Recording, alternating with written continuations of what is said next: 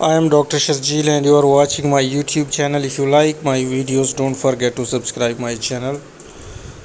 Now this 8 years old female patient presented to me with the history of vegetative trauma, and there was full thickness corneal tear, and the wood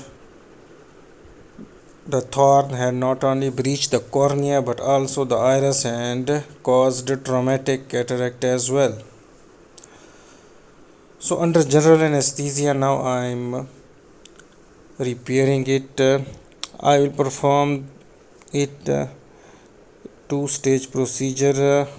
The first, I'll just perform primary corneal tear repair, and after a month I'll perform cataract surgery. So now I have made the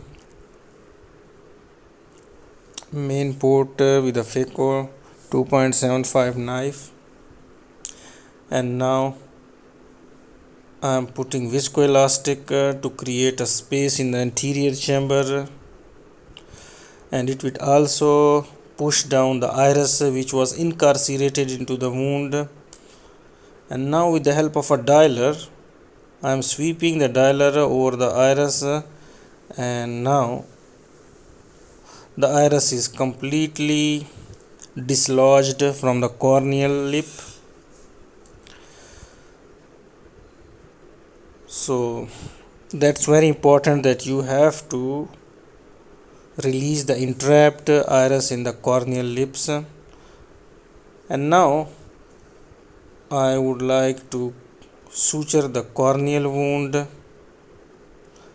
I'll apply 3 interrupted corneal sutures. You can see that you have to go into the corneal stroma from a healthy corneal tissue and then take the bite between the diseased teared cornea and then come out again through healthy cornea.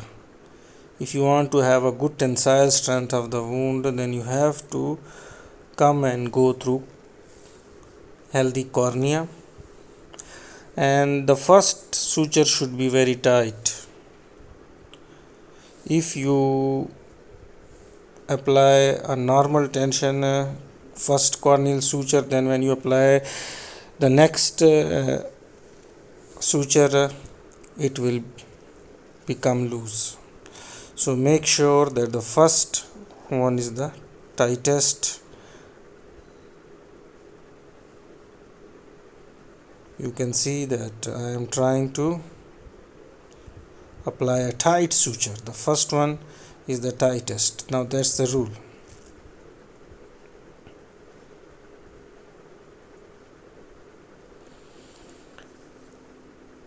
Now I am burying it.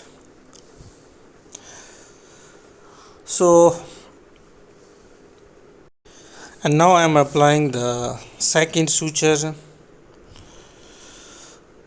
Now I am showing you in a fast forward mode.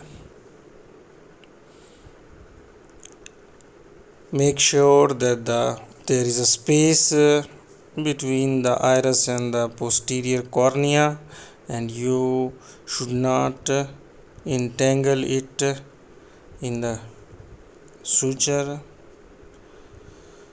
So in order to completely seal the cornea, now I'll apply the third corneal suture as well. So the patient was lucky. She had a peripheral full thickness 2 to 3 millimeter corneal wound, and hopefully she will regain good vision after the cataract surgery.